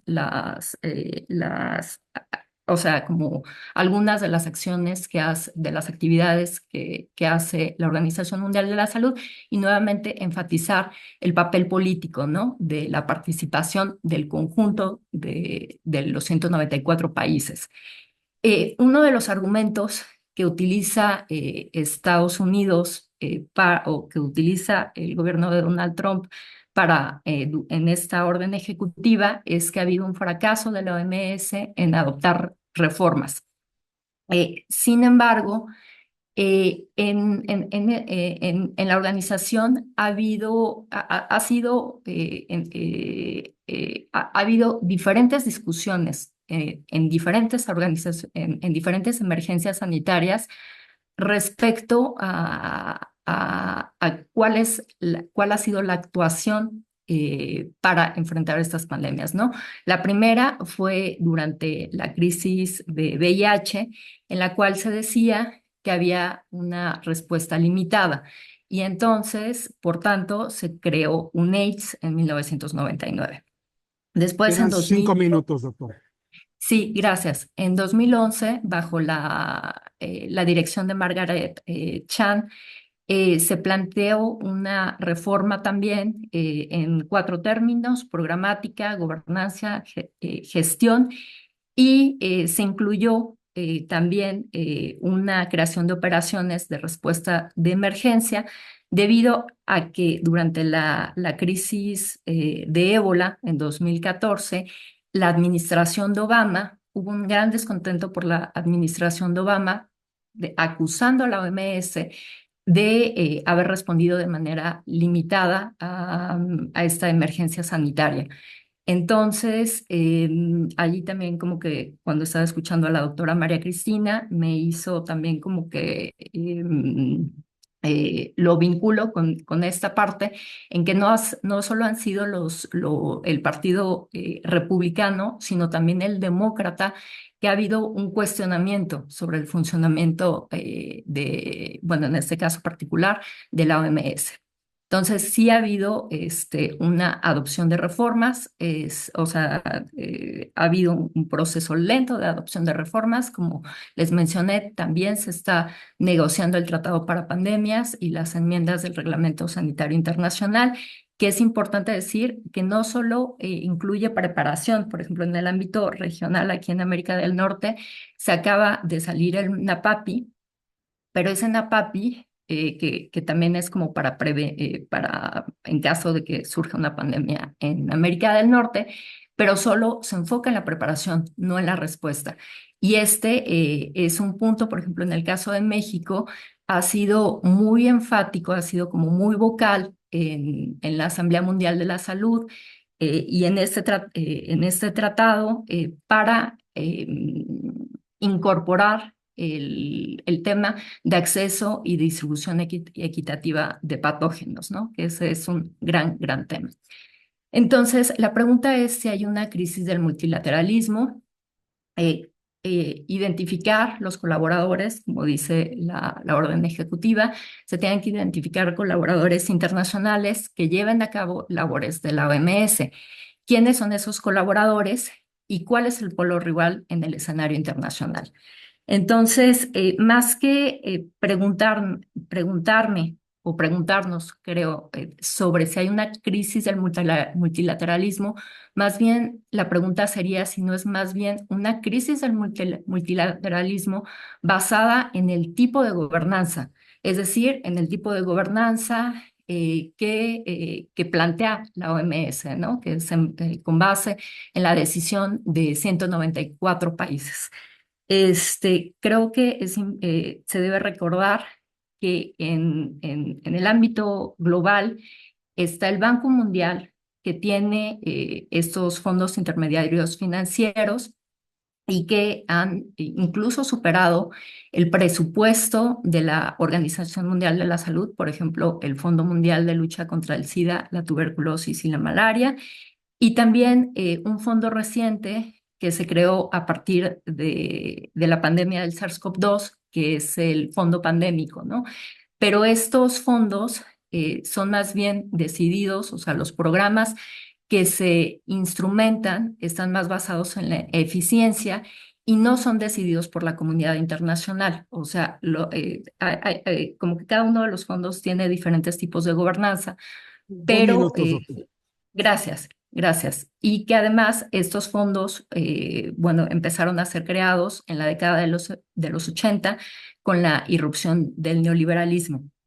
También se debe recordar que, por ejemplo, en el caso del Banco Mundial, del 2002 al 2019, el presidente fue John Kim, que es un antropólogo médico, ¿no? Y que va en consonancia con este interés por parte del Banco Mundial en temas de salud global, ¿no? Digo, no, o sea, los fondos intermediarios son en diferentes temas. Uno de esos temas ha sido salud. Y bueno, otra de las preguntas es si la crisis del multilateralismo no está basada en valores. Se debe recordar que la OMS ha hecho un énfasis en el tema de derechos sexuales y reproductivos, ¿no? Y que ha publicado, por ejemplo, guías respecto al aborto, que aquí en ciertas feministas los han retomado, por ejemplo, aquí en México, Dalia de la Cerda lo menciona muy bien en su libro Desde los Hulos, que ha retomado esas guías con el fin de brindar misoprostol a mujeres, ¿no? Entonces, el gobierno actual de Donald Trump, pues ha sido como muy enfático, ¿no? En esta posición de que en contra de los derechos sexuales y reproductivos, ¿no? Incluso ahora que, bueno, con esto de la suspensión de la USAID, de la cual ya habló el doctor Juan Pablo, la exención, por ejemplo, que hubo una exención a dicha suspensión y que también dio la posibilidad de que en algunos programas, por ejemplo, fueran otra vez, o sea, que se volvieran a realizar esos programas. Dicha exención no incluyó ni aborto, ni planeación familiar, ni programas de género, ni de ideología. Entonces, también la pregunta es si más bien la crisis del multilateralismo no está basada en valores. Y bueno, por último, hay otras preguntas a partir de la salida de Estados Unidos que también están o sea, que también hacen referencia a otras cuestiones que pusieron los doctores que me antecedieron. Y es qué va a pasar, por ejemplo, con el presupuesto, si Europa destinará más fondos, los países BRICS, los países del Golfo, las organizaciones filantrópicas, ¿Qué va a pasar con el intercambio de conocimiento científico? O sea, porque se debe recordar que hay centros de colaboradores en Estados Unidos que colaboran con la OMS, ¿no? Entonces, ¿qué va a pasar con ese intercambio científico? ¿Qué va a pasar con los, que si hay otros países que van a enviar expertos técnicos a la OMS que suplan a aquellos de Estados Unidos que partieron? Y también hay preguntas sobre la creciente desinformación y escepticismo en la salud pública, incluyendo hacia la OMS. Bueno, ya en reflexiones finales, me parece a mí que hay una crisis del multilateralismo, pero más bien basado en la gobernanza que representa a todos los países, así como en las prioridades que han sido desarrolladas desde 1948. La OMS claramente es más débil después de la salida de Estados Unidos. Argentina anunció su retiro hace una semana. No obstante, otro conjunto de organizaciones en el ámbito global tomará relevancia, las cuales nacieron a partir del neoliberalismo en la década de los 80, como el Banco Mundial o la Fundación Bill y Melinda Gates. Muchas gracias. Muchas gracias, doctora Rebeca Aro Barón. Definitivamente también es un tema pues de producto de esta decisión de Donald Trump de acabar con la cooperación para el desarrollo y sobre todo para aquellos organismos internacionales como lo es la Organización Mundial de la Salud. Lo que llama la atención como el nombramiento de Robert Kennedy Jr., pues destacado político norteamericano y de gran pues, presencia histórica por el abolengo, la parte familiar que representa, pues ahora pues vaya a impulsar las políticas y decisiones de Donald Trump. Bien, muchas gracias, doctora. A continuación, me voy a permitir leer las preguntas que atentamente el público envió a través de la plataforma de Facebook Live y de la plataforma Zoom. Bien, la primera pregunta, y también, por supuesto, para que tomen nota los ponentes, ¿verdad? Bueno, aquí tengo la siguiente pregunta, dice, ¿cuáles son las alternativas de los organismos internacionales para el desarrollo de sus agendas ante las acciones actuales de Trump? La siguiente pregunta dice, ¿cuáles serían las principales implicaciones en el escenario internacional al tener a China entre los principales contribuyentes de organismos internacionales? La siguiente pregunta que enviaron por Facebook dice, ¿China y Rusia serán quienes dominarán al mundo? La siguiente pregunta dice, ¿qué pasará con las reformas a la ONU en sus 80 años en medio de las patadas de Estados Unidos contra la institución? La siguiente pregunta, ¿cuánto aporta México a la ONU? ¿Paga a tiempo? Un tema muy interesante, ¿verdad?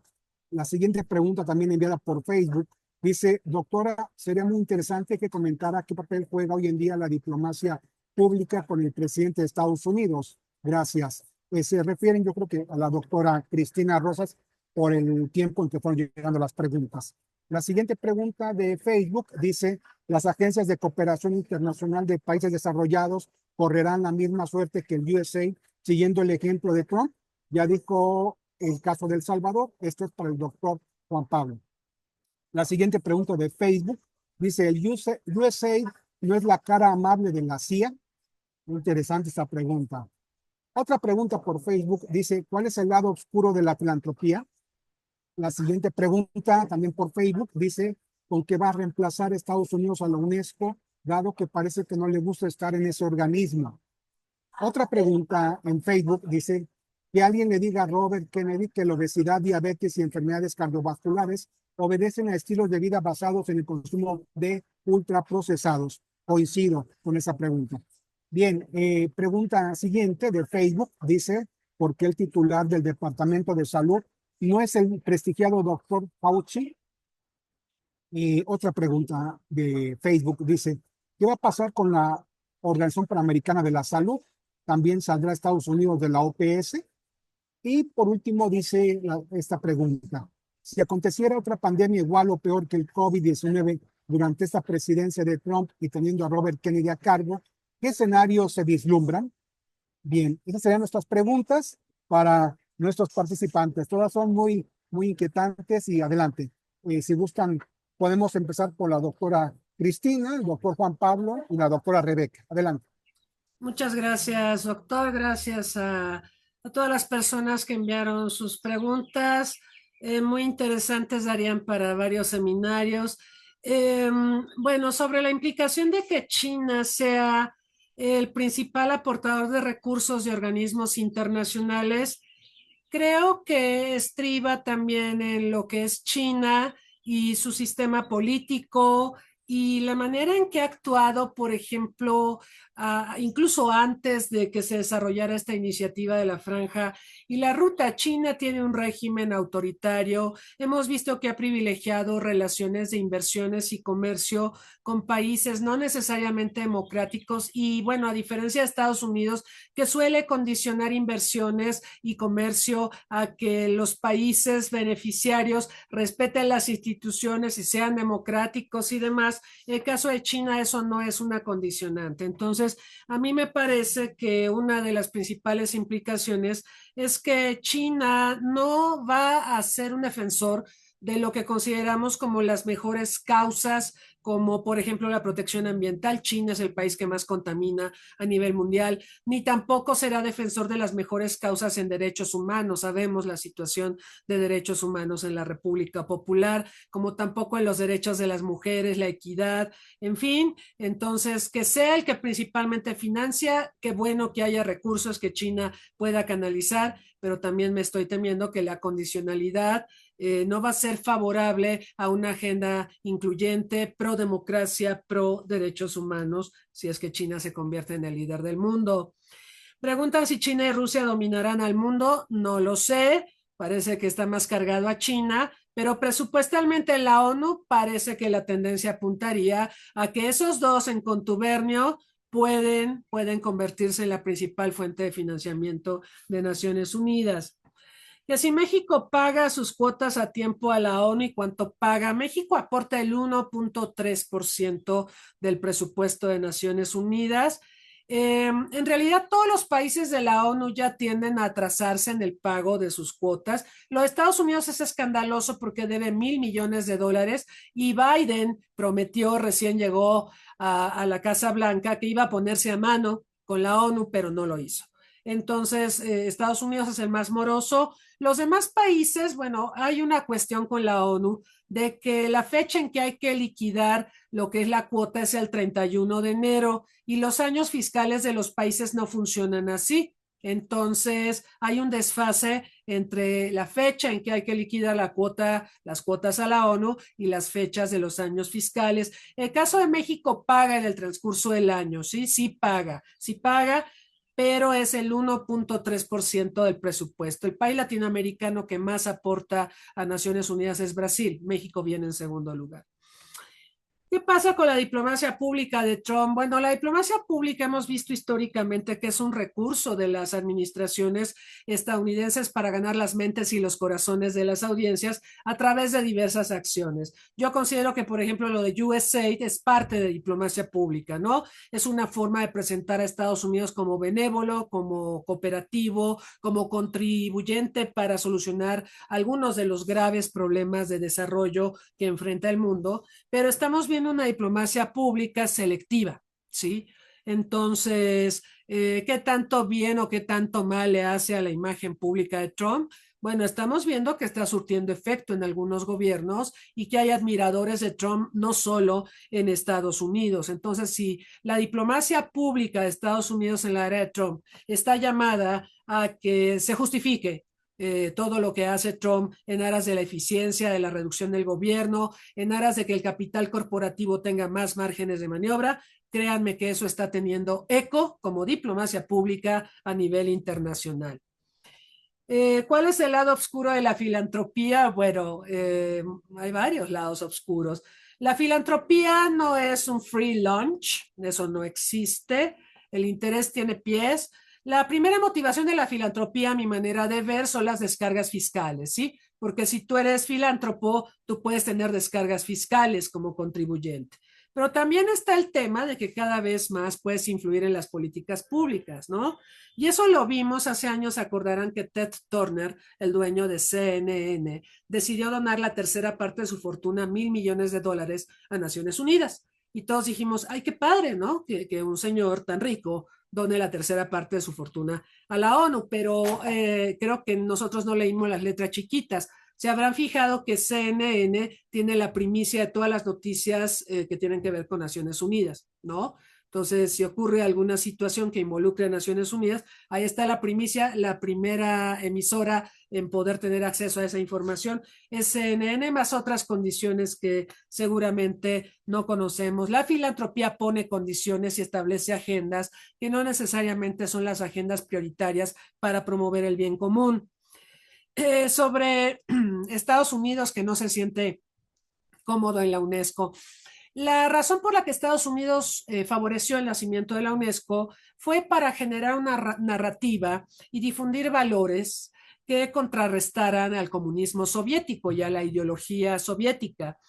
Y esa es la razón por la que fue un fuerte impulsor de la Organización de las Naciones Unidas para la Educación, la Ciencia y la Cultura.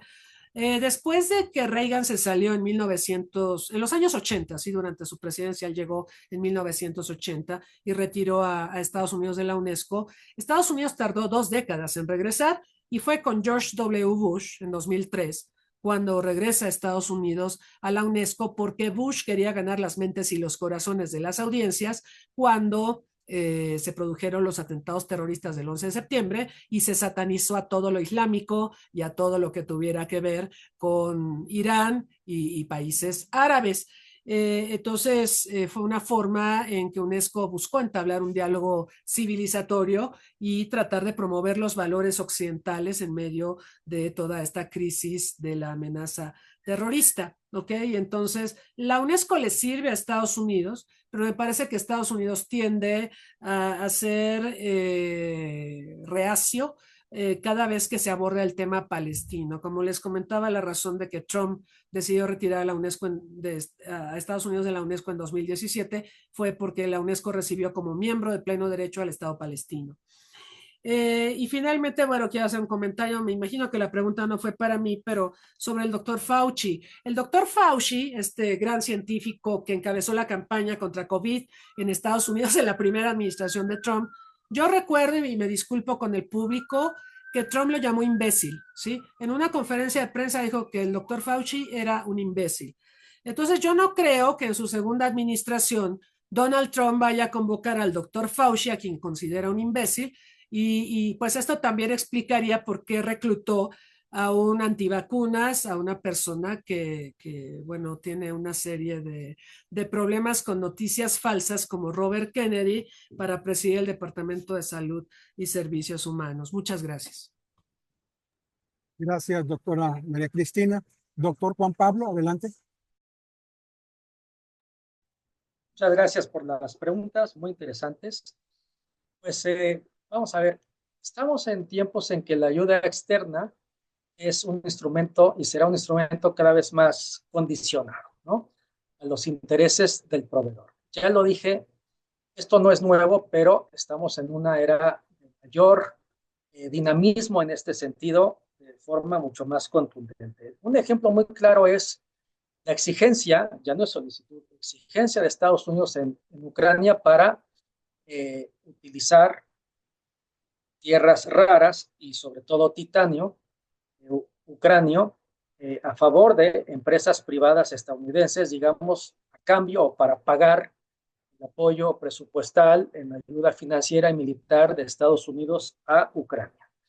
Es decir, viene la exigencia tras la ayuda, una exigencia política, ideológica, económica, y creo que este escenario lo vamos a ver de forma cada vez más contundente.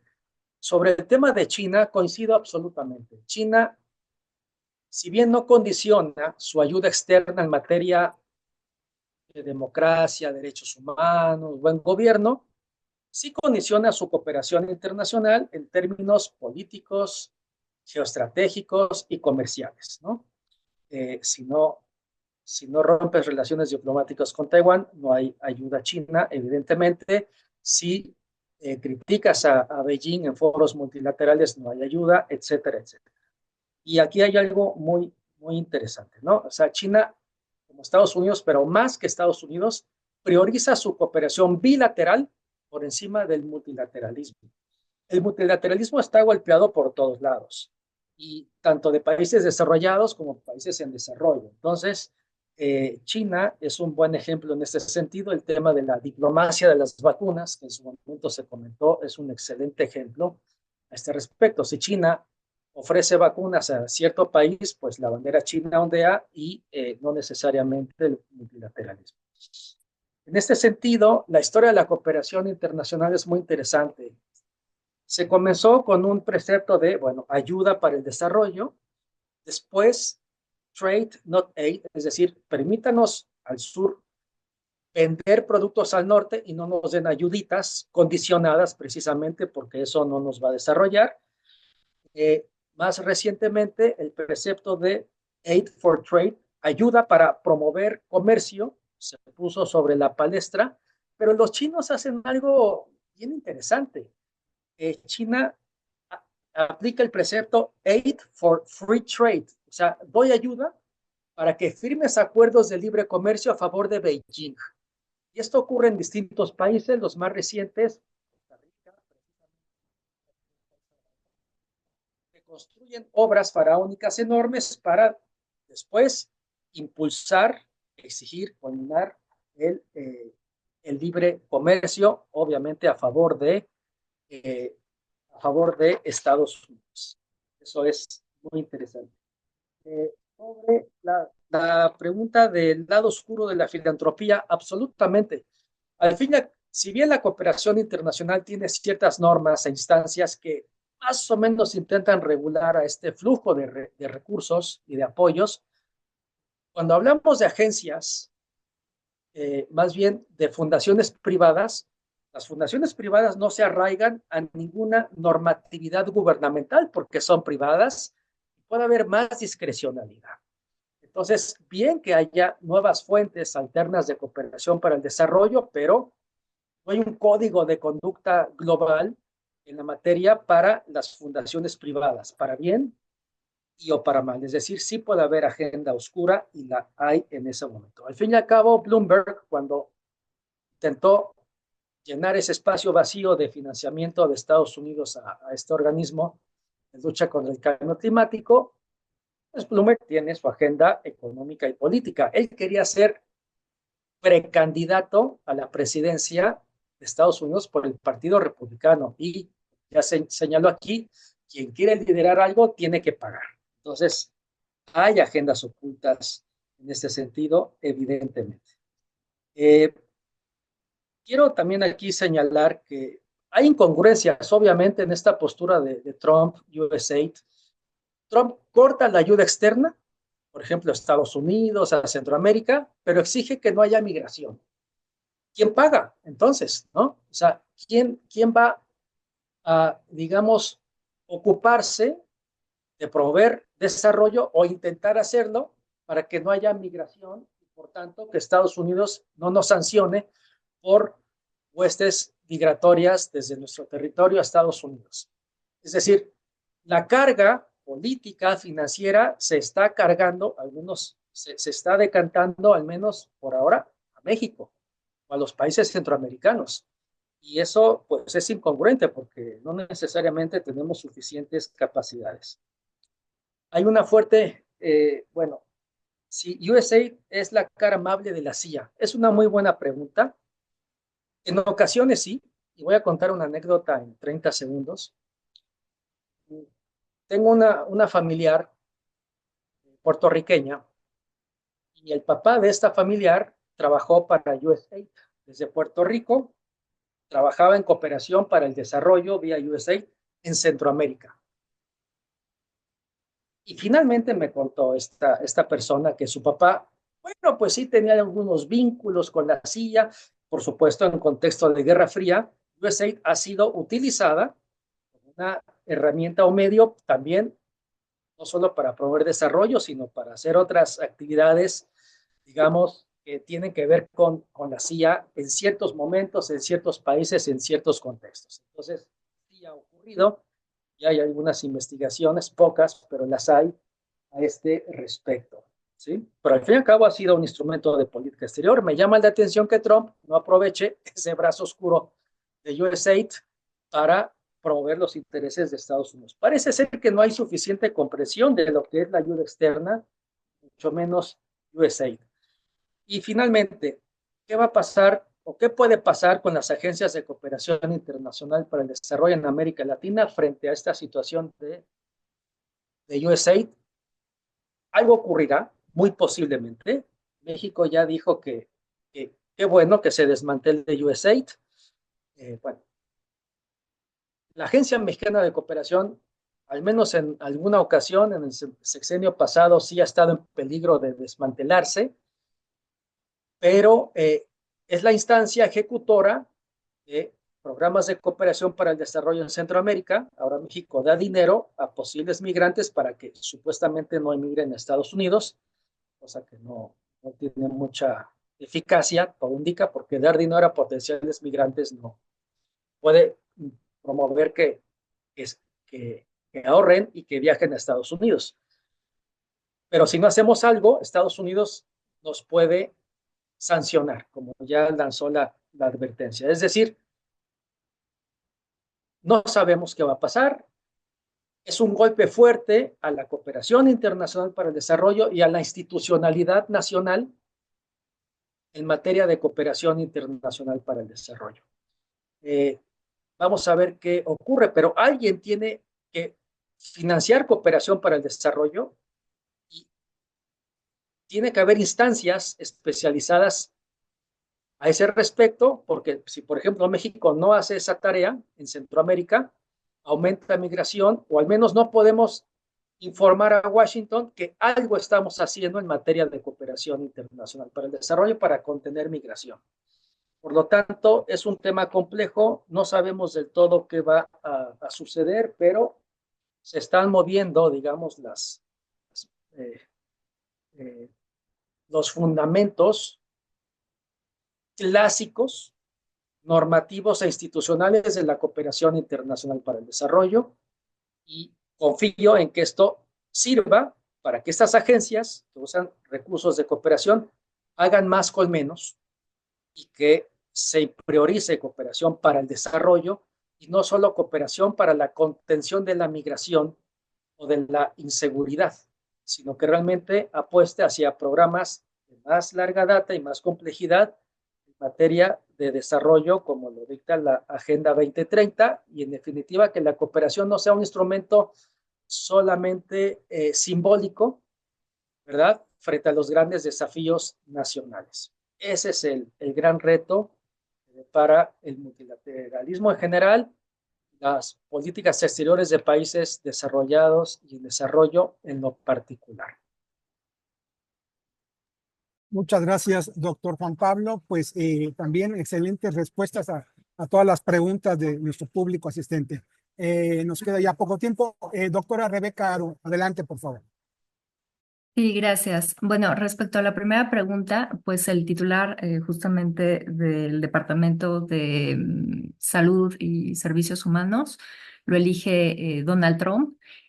Robert F. Kennedy se debe recordar que fue candidato independiente en la elección del 2024, o sea, en las elecciones pasadas, y después Donald Trump lo propuso como director de este departamento, ¿no? También ahorita con esta pregunta se me vino a la mente que recientemente Donald Trump le quitó la protección de seguridad a Fauci. Entonces, bueno, ahí es una cuestión. Respecto a la pregunta de qué va a pasar con la OPS, si también saldrá Estados Unidos de la OPS, se manejan presupuestos distintos. El presupuesto que envía Estados Unidos es distinto, el de la OMS, que el de la OPS. Entonces, hasta ahorita no se ha anunciado ninguna orden ejecutiva de que salga de este organismo regional. Entonces, por el momento sigue en pie su participación. Respecto a la pregunta de qué escenarios se vislumbran en caso de otra emergencia sanitaria, bueno, tenemos que recordar que las normas de la OMS, que hasta ahorita el único reglamento que existe es el Reglamento Sanitario Internacional, puesto que el Tratado para la Prevención preparación y respuesta ante pandemias no se ha concluido, pero el Reglamento Sanitario Internacional sigue, aunque no reforma, o sea, con la última reforma del 2005, entonces ese sigue aplicando al resto de los países. Y también como que hacer énfasis en que pues el otro, la otra institución que se ha propuesto como para esta preparación ante pandemias es el Fondo Pandémico del Banco Mundial. Sin embargo, como les mencionaba, este es más bien para programas que son decididos por donantes y receptores, y no es de normas como el propuesto por la Organización Mundial de la Salud. Por otro lado, respecto a la pregunta sobre el sarampión, efectivamente, ahorita resurgió un problema de salud pública. Durante la pandemia del SARS-CoV-2 hubo una disminución en la cobertura de vacunación del 86% en la que estaba en el 2008. En el 2008 era del 86%, en el 2021 fue del 81%. Entonces, esto significó una disminución y por tanto ha habido un resurgimiento, ¿no? Y por eso era el énfasis con el cual abrí mi participación en lo que se ha contestado y se ha criticado la postura de Robert F. Kennedy, en que dice que las enfermedades infecciosas ya no son importantes. Pues sí, efectivamente ya, o sea, pero no ha habido un aumento, pero es porque los estados han instrumentado medidas, por ejemplo, de vacunación, ¿no? De contención, pero en el momento en el que los estados dejan o interrumpen sus presupuestos para esos programas, pues hay un aumento, ¿no? Y pues hay un aumento. Y también creo que es importante mencionar que que actualmente hay 40 crisis de emergencia de salud pública que son de grado 3 en el mundo, como el dengue, el ébola, la influenza aviar, y que es derivado de los conflictos bélicos que hay en diferentes partes del mundo, como Ucrania, Gaza y Sudán, ¿no? Entonces, creo que también no se debe dejar de lado esto. Y allí yo concluiría.